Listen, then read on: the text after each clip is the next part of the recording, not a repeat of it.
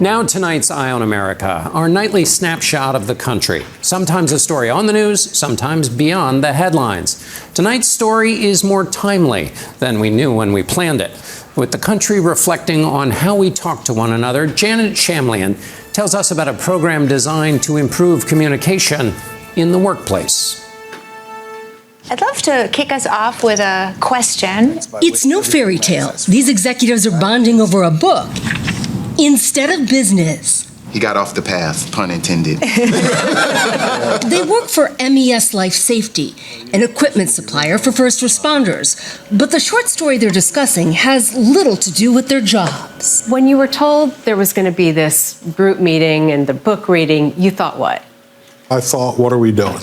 Like, how does this make sense for our everyday business? Kumbaya was the first thing that came to mind. But after the very first session, I came back just a believer. What else do you need for us to support you? Chris Ferrari and Sridhar Shah are on the team taking part in Reflection Point. Reality is different for different people. Think of it as a book club redesigned for the modern worker in a neutral space, allowing colleagues to share opinions and practice communication skills they can use later in work. It is a very unique social technology to bring people together. Marvin Riley is the CEO of MES and brought the Reflection Point program when he took over last year. Why did you want to institute this program?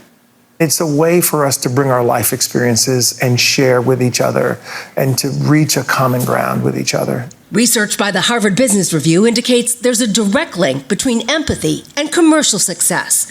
The most empathetic companies outperform peers in the stock market by at least 50%. If we don't talk together, we can't work together. Reflection Point's founder, Ann Cowell-Smith, chooses the short stories for discussion, focusing on those matching issues and challenges faced by the team. The reason that this matters is because we give people a chance to practice the skills that enable them to open back up again, right? To those who would say this is just woke programming, get in there, do your job. We don't have to be touchy-feely and share our emotions at work. If you believe that people who can't talk to each other are going to take your business to the next level, then fine, this is not for you. Mm-hmm. But if you understand that people drive the future, then it's really important that we invest in those people. The nonprofit has worked with close to 20,000 people across almost 150 companies, from construction and manufacturing to healthcare and tech.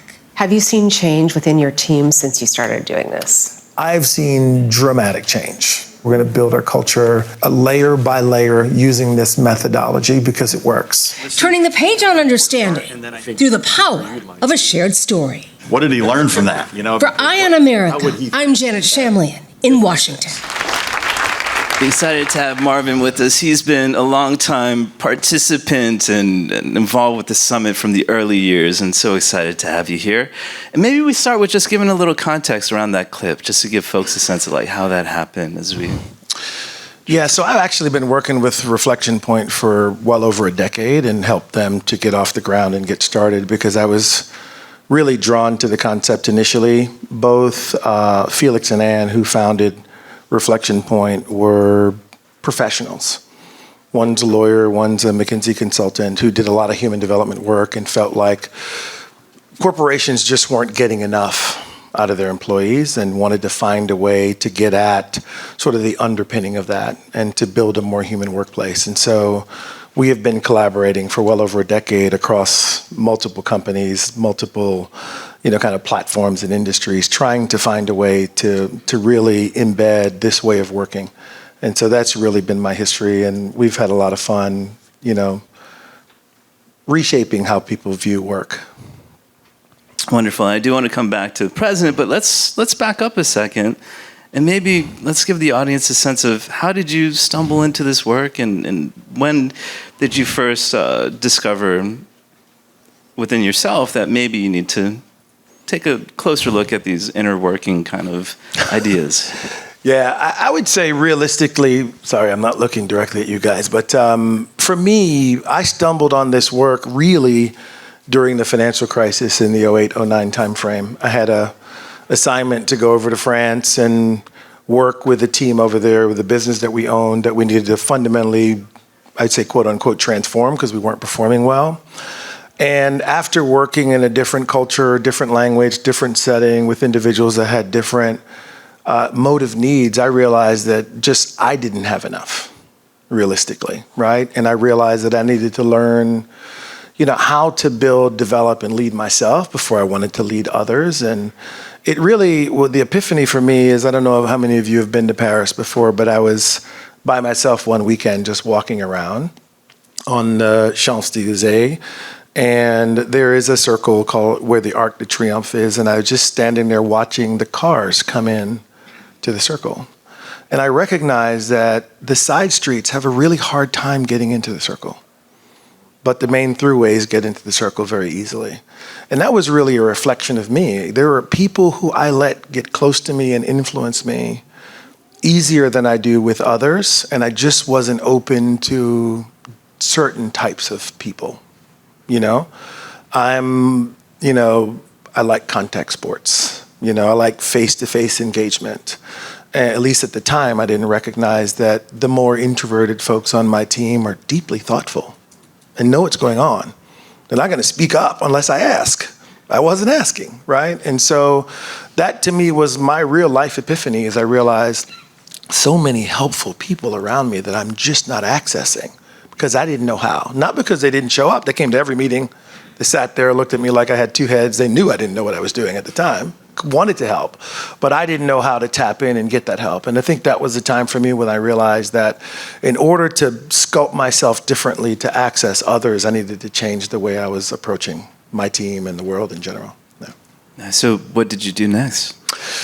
I went searching, asking questions. Oh my gosh, my arc of searching has gone everywhere, from a CEO that I worked with before named Steve McAdam, from every human development organization you can think of, doing mindfulness work, doing MBSR work, doing, lots of unique, types of treatments. I've just been exploring and experimenting and finding new ways to cultivate my own capacity for thinking, for centering, for being more reflective, et cetera, et cetera.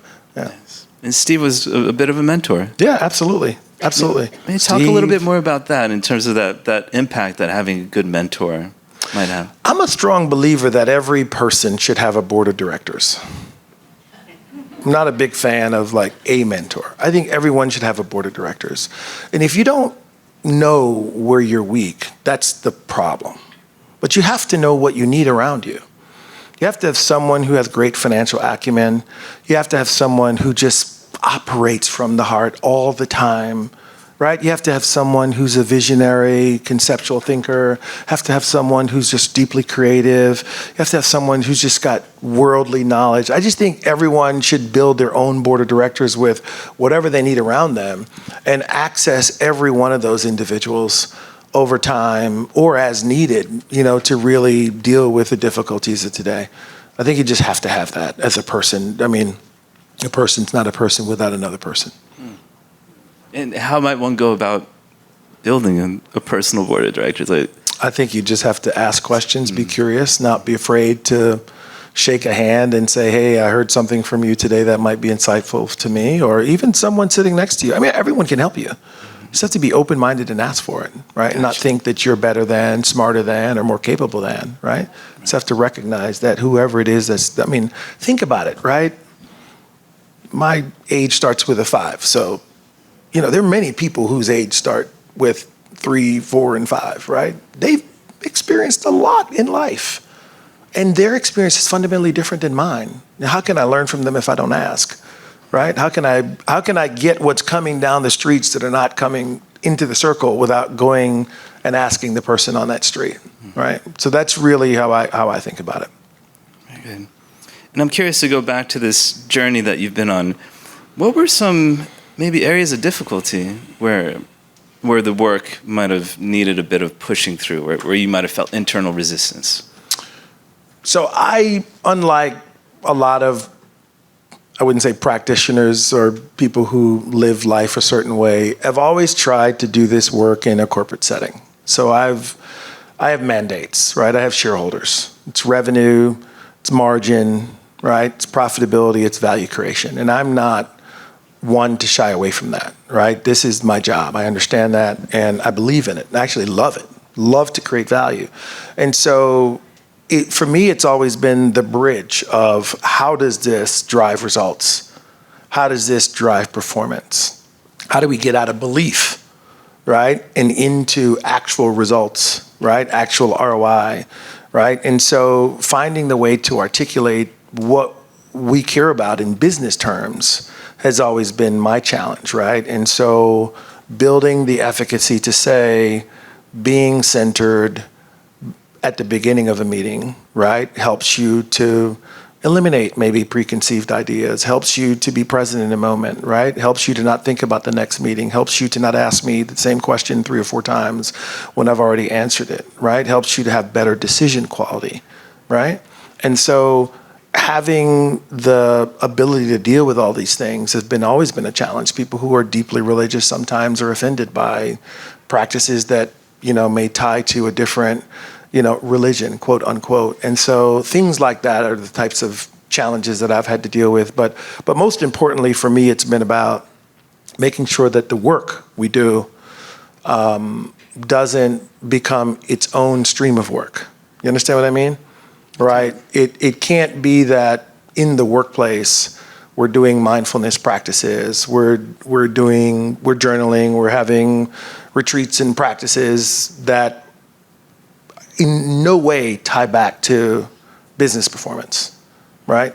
And you see a lot of people, at least in my business, that just attach deeply to the work, and sometimes they might be the best at what they're doing, who just decide they want to go do something else because this field is so interesting. So it just tugs on the heartstrings so powerfully that they go off and do something else. I think that's fantastic, right? But what I'm trying to do is get people inspired, motivated, with a high sense of purpose, and continue on satisfying customers. Gotcha. And it sounds like there's an element of integration. I think one year you talked about the idea of like not having a separate meditation room and sort of not like separating things, we don't but do integrating. That. Yeah, we start our meetings with a meditation, right? We don't say this is a meditation room or a space to go be quiet. We are quiet in the room, right? We check in at the start of our meetings. How are you doing? How are you really doing? Like, not what did you do? Like, how do you feel? How did this experience make you feel? Right? And so for me, it's about integration more than anything in our, annual review process. The questions on there are a little different than some companies. Obviously, we want to know your goals and how you performed against your goals, and we want to talk about your strengths and your weaknesses, but we want to know how you feel. I want to know how you're experiencing me. I want to know how you're experiencing your managers. I want to know how everyone's experiencing each other. And those are questions that the managers have to answer and employees have to give feedback to. And so it creates a different kind of conversation. So for me, it's always been about how do you hardwire it into the work so that it's not separate. It's more palatable for the kind of work that I do to do it that way. Gotcha.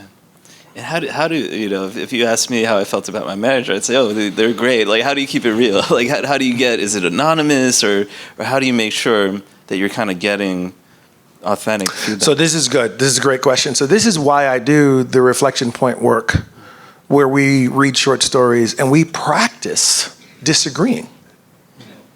You don't realize that that's what you're doing, but you're practicing challenging each other.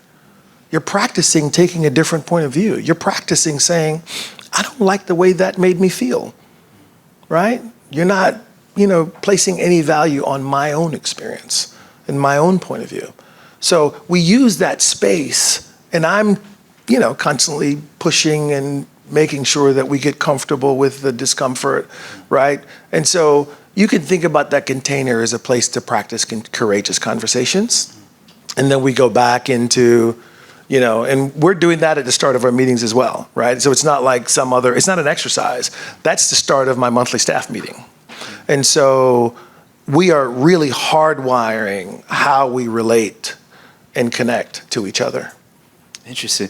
Because what came up for me is sometimes there's this idea of like psychological safety in the workplace, and like you can't disagree, and you kind of have to put on a face, and everything's got to be harmonious, and everything's got to be comfortable.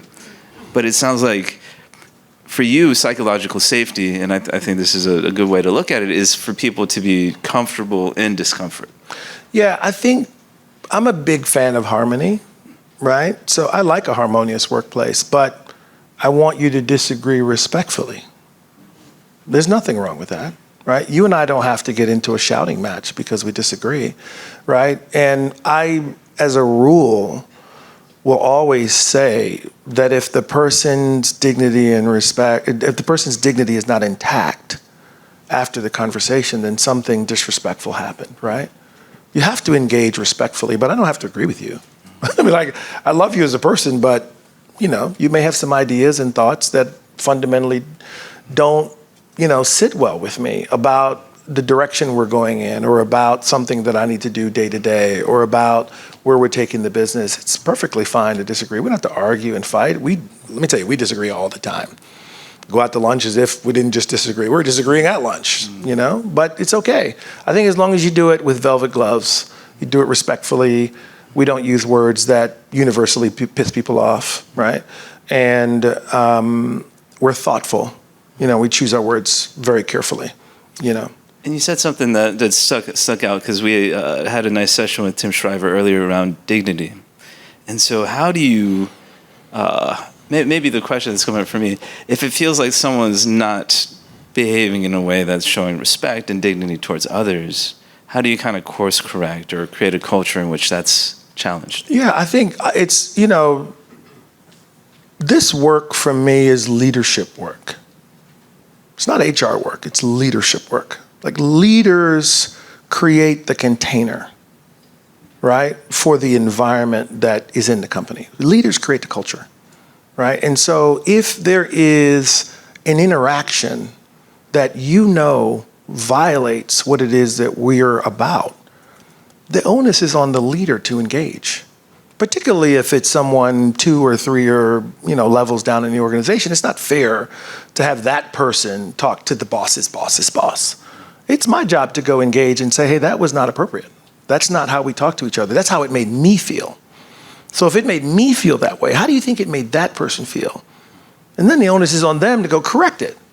It's not the onus on the other person to correct it. It's the onus on them to go correct it, because we have to really nurture the kind of container that we want to live in. Just because you have quote unquote power, right? Or a quote unquote bigger job, if that's a real thing, right?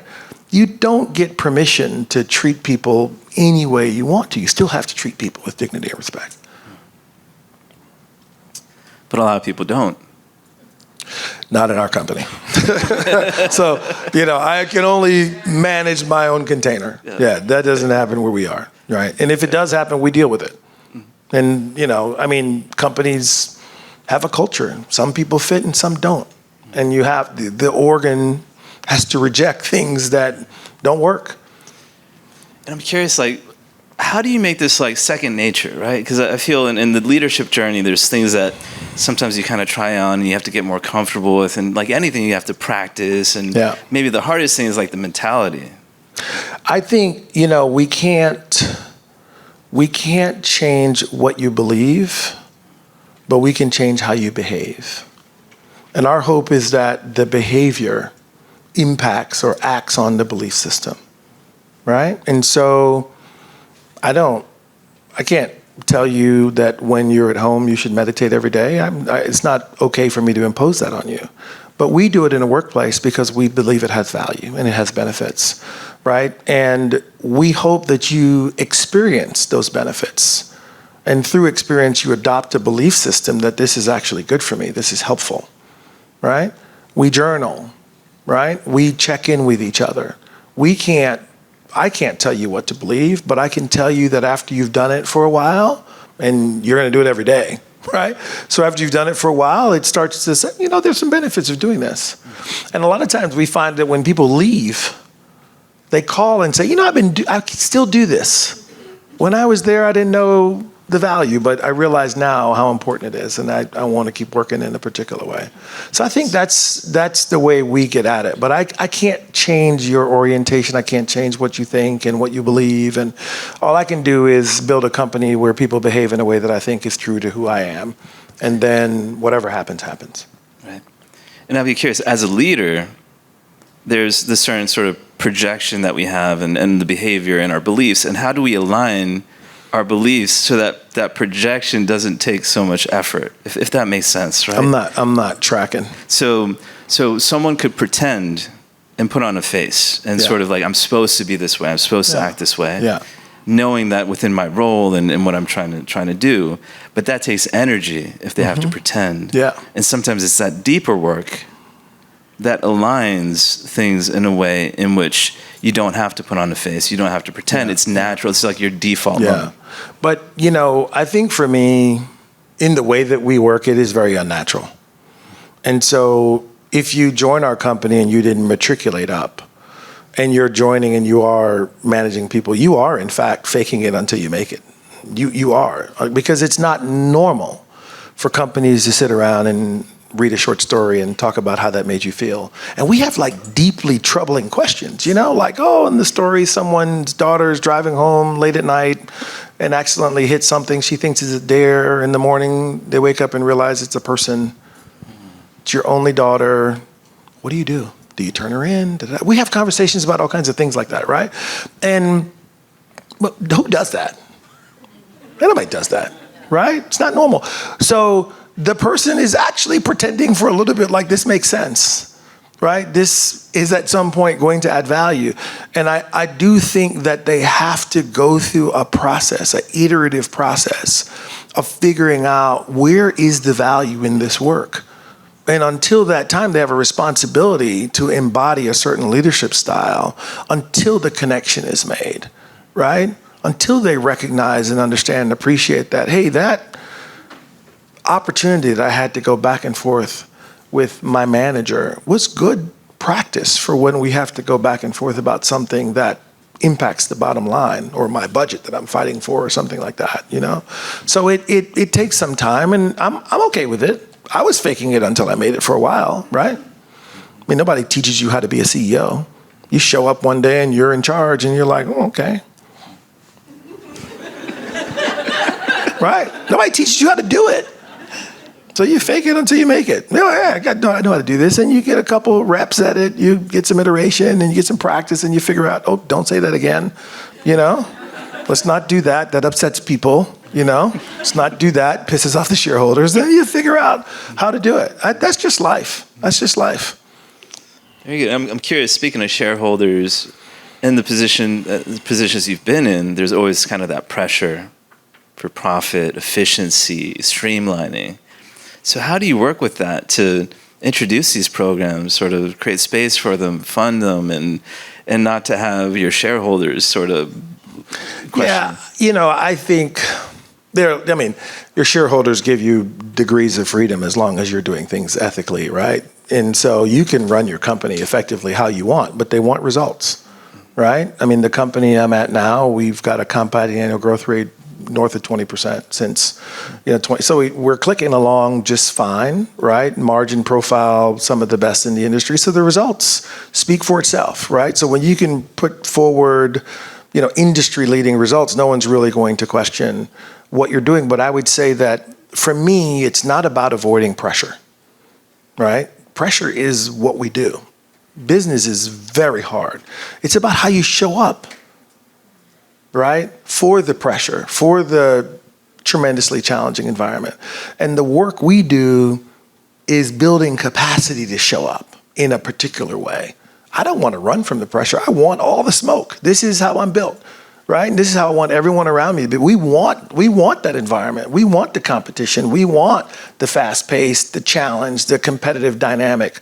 But it's how we show up is what matters, and how we treat ourselves so that we can continue to show up in a particular way. So that to me is what the work is about. It's about how we show up and not how we avoid pressure. I love that. And I'm curious, because I don't know if a lot of folks know, like your focus has been in the manufacturing field, which is a place, I imagine a lot of folks might introduce mindfulness programs at like an organic market or, if they're selling candles or what have you. But Candles. No knock on candles. That's a judgment. That's a judgment. No, sorry. It's a judgment. It's a judgment. I'm going to go at the dignity index. But in manufacturing, it seems almost radical to do this. And I'm just curious if you could talk about how that's been received and we're people too. Right? I mean, at the end of the day, we're still human beings. And at the end of, human work is human work for all humans. Whatever they actually do is irrelevant. Right? And I know we'll get into AI at some point, but I'll just use this thing now that I say all the time is, I love AI.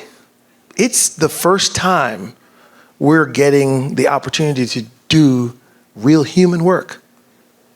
Right? Because AI is doing a lot of the other work. So now we can do human work, right? Which is what is fulfilling and exciting and inspiring when people are coming together, right? It's human work, right? And so I know we don't think about work that way, right? We think about work doing with our hands, et cetera, but there is a lot of human work in work. And in manufacturing, a lot of the work is physical in nature, right? And so I'm excited about doing more and more and more human work. And the people there, they have hearts, they have minds, they have a limbic system, they have a prefrontal cortex, they experience the world the same way candle makers do or, organic markets do, and they deserve the same thing, right? So, that's how we think about it. It's just a space. It's just a container. It's different than most, but, it's just still people. Fair. And speaking of AI, there's a lot of I love AI. That thing. That thing. You said it, so let's go with AI. But curious, there's a lot of fear, a lot of concern, anxiety, this big changes coming. How are you managing that? I'm excited. Fear. What are you afraid of? AI taking over killing what? us all. Over what? Listen, there is nothing that has ever been designed. I'm an engineer, so I'm very biased, by the way. There's nothing in the world that's ever been designed for increased productivity and efficiency that has not created this, fear of what's going to happen. Never, ever. But that's a human condition that we need to get rid of. Right? There's no fundamental reason to preoccupy ourselves with fear ever, right? This is a beautiful world that we live in, right? It's a beautiful piece of technology that's been created to amplify our capabilities, right? So why not amplify our capabilities? I'm excited about being able to do more, learn more. I was born in Jamaica, right? I had the luxury of going to some of the best institutions in the world here. Those kids can't go here. But they can get on ChatGPT and learn what some of the best people in the world can learn. It's democratizing education and information in a way that's never been accessible before.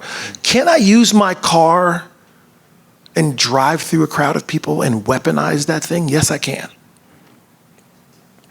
We've seen people use airplanes and weaponize airplanes. We've seen technology used in very, very, very harmful ways, right? So we know that that's possible.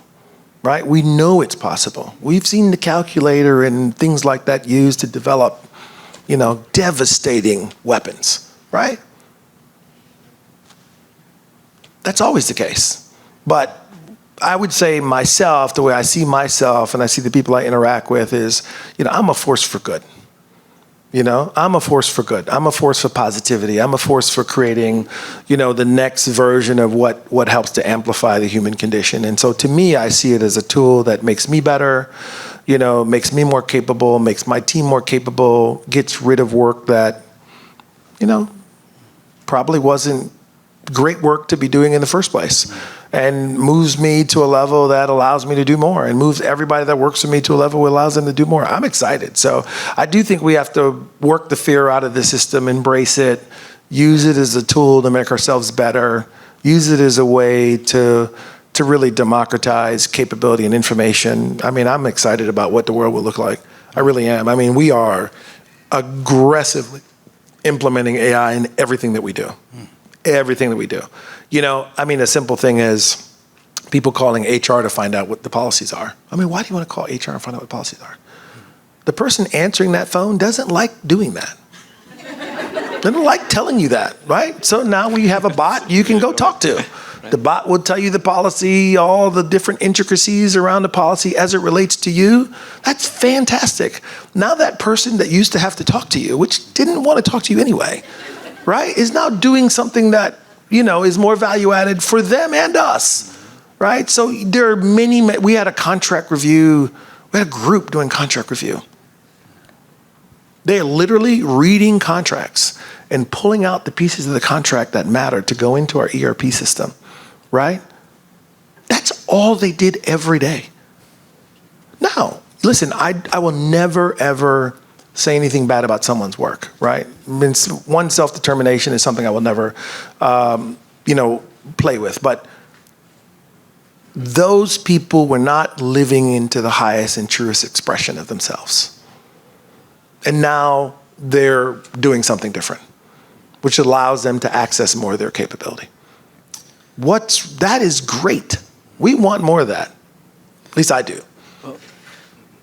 Yes, and well, people react to change differently. Yeah, I know. And some people are excited about it. I think we get really excited about it, we're ready to go. For others, it could be very threatening, it could be jarring.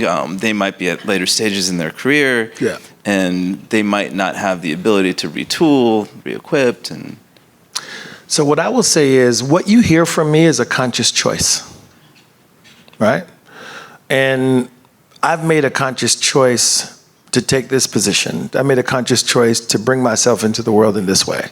I made a conscious choice to engage with AI in this way. I'm hearing all the same things you're hearing. AI will take over, destroy humanity, job displacement in the millions. I'm hearing the same thing. I listen to, well, maybe not the same news that you listen to, but I listen to the same things, I read the same information that most people do, right? But I've made a conscious decision on what impact am I gonna make in the world and how am I gonna use this great tool to effect change in the world in a way I wanna see it. And I think that is how this community should be thinking about it, right? How can you use this beautiful tool to create the world you want to live in versus the world somebody else wants you to live in? I'm not gonna live in a world that somebody made for me. Right? And so to me, it's to be at choice and decide, how do you want to use this amazing technology? It is amazing. The things that we're using it for day to day, we've got a long list of AI projects, and I'm the drumbeat. We have AI champions in the company, looking for ways in which to make the company more efficient, more productive. That's fantastic, right? It's never going to replace judgment. Right? Human beings still have judgment, right? That's our responsibility. We will always be able to maintain judgment. It won't be able to build trust. I can build trust, right? I can build community. It can't build trust and it can't build community. Well, maybe not yet, but maybe it can soon. But for now, the humanness is still there, and so I don't worry. I'm excited, and I've taken a positive stance in the world that we want more, not less. Excellent. Well, we've got about 10 minutes. I'm going to ask folks who might want to ask questions to go ahead and line up, and I'm going to ask you a question while folks to drift to the mics.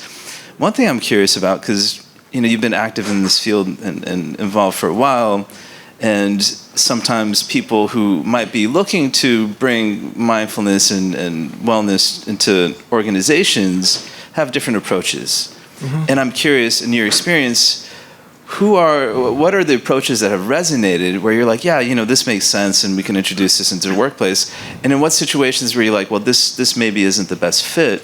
So people might kind of think about how they might introduce these practices and this work into a workplace setting like yours. Yeah, that's a great question. So for me, it starts with, when you're going into a workplace setting, you have to remember what it is that they do, right? Like, we are serving customers. Our priority is to serve customers, right? We are a specialty distributor that sells safety products that save lives. And so if you are going to come and engage me to do work with us, you got to understand what we do and what we're trying to do. Every day is to save the lives of at-risk workers and first responders. That's what we do. So you need to plug into what we do, not try to get me to do something, right? You have to be thinking about, how can I amplify what it is that they're already doing, right? So that you can be a part of that work stream. You can be a part of the flow of helping them to get better at servicing the customer. Because to me, that's what it's all about, right? And really do deep structured interviews. Learn about the company before you engage and say you have a great thing that you've used in other companies. Really take some time to figure out who they are.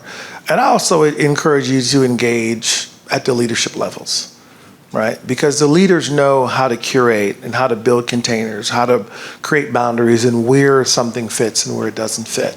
You know, that's what I would say. And to make sure that whatever you do fits into the stream of what they're doing. To ask me to shut down production to do something that is going to impact my customer is not exactly what it is that I'm trying to do every day. This is why we meditate in our meeting, right? Because it has to be a part of the flow of what we're doing, right? Which is providing great service to our customers. If my customer has to get something late because we decided to do something else, that's not good. Very good. You know. Thank you. And we'll take some questions. Hello. Hello. My question relates to, you were talking about annual evaluations and goals. Do you have in your company health and well-being promotion goals? And if yes, like on the executive level, and if yes, what would be an example of one? And if no, why not? Yeah, we don't have any health and well-being goals.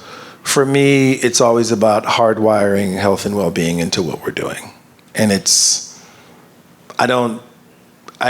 you know, if you think about it, we are all about making great product for our customer, ensuring that we have a great container for our employees, but from the lens of making great product to our customer.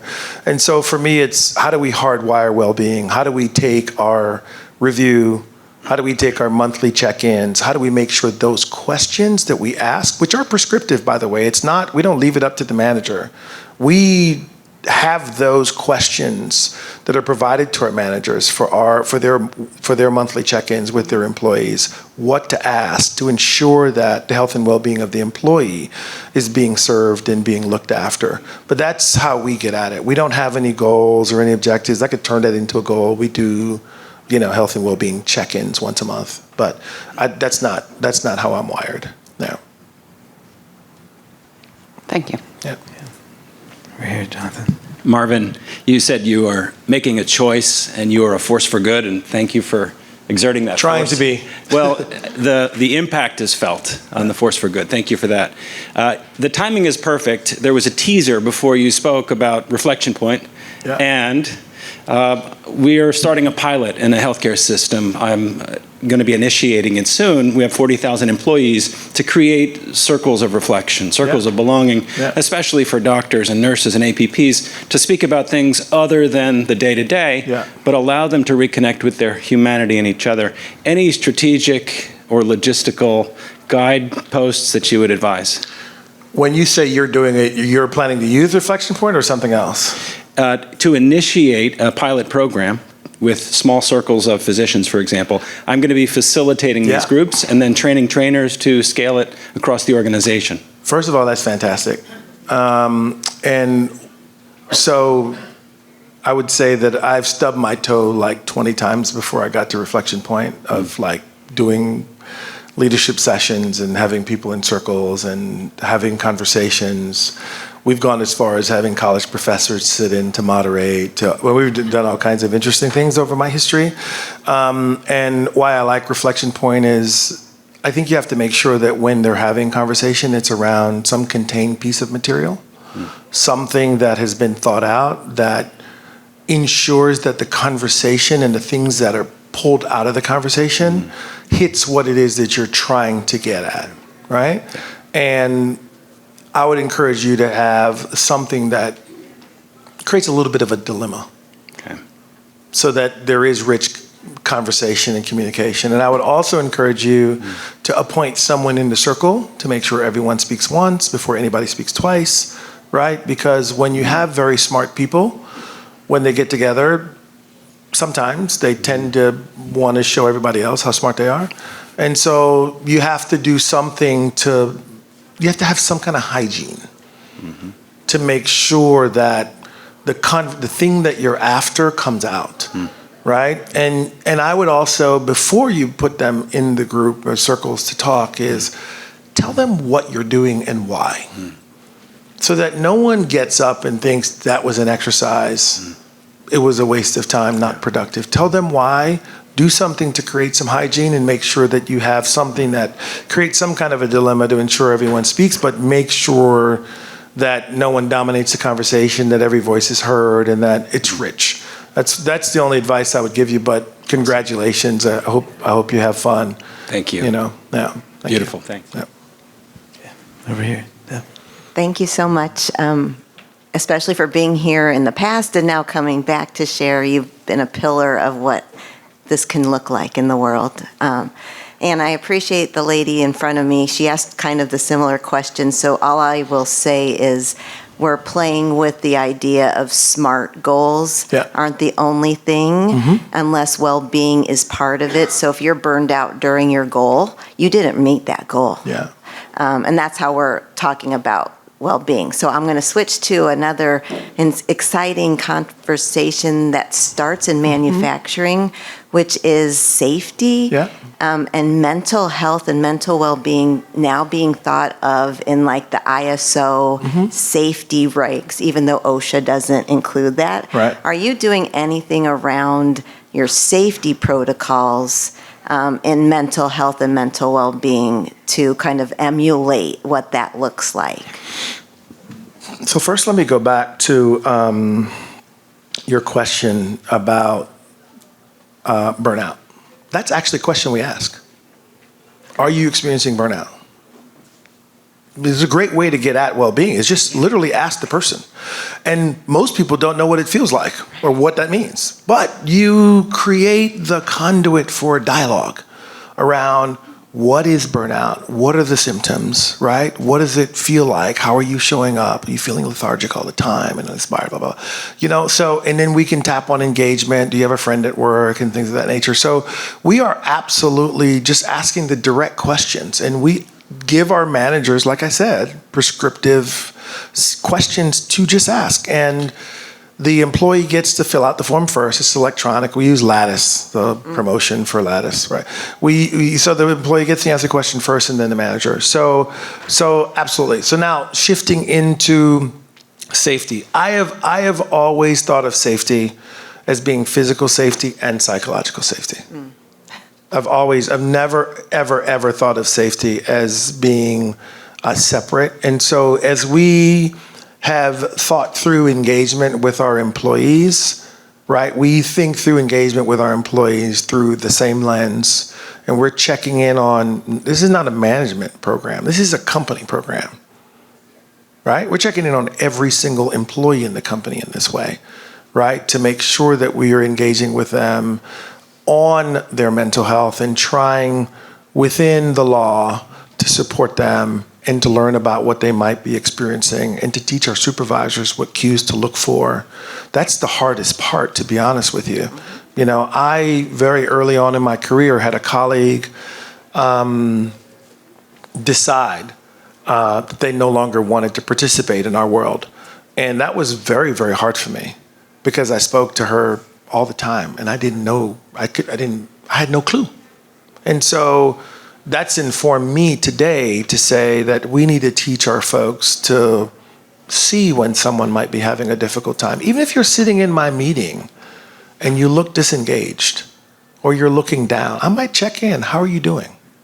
What's going on? Is everything okay? Right? We have a thing called phrases that shape our culture. And questions that shape our culture. It's just those things, tools that we provide for people so they can ask probing questions, not too intrusive, but to learn and understand, and then we guide them, you know, who to send the person to get additional support. But it's a tricky and slippery slope. We are aware. We're trying to hardwire this kind of work through the entire company. Love any ideas you might have to do it better, that's for sure, because we're always experimenting. We are one crazy experimenting group of people, always trying to figure out how to do this a little bit better. Appreciate that. Yeah. Great. And maybe we have time for one short. Pierre, did you have a question? Or you just okay? Good. Well, I think I don't know if you're lining up. Well, I think that brings us to a close. I think this was fantastic. Thank you, Marvin, for joining us. Thank you very much. Always good to be here.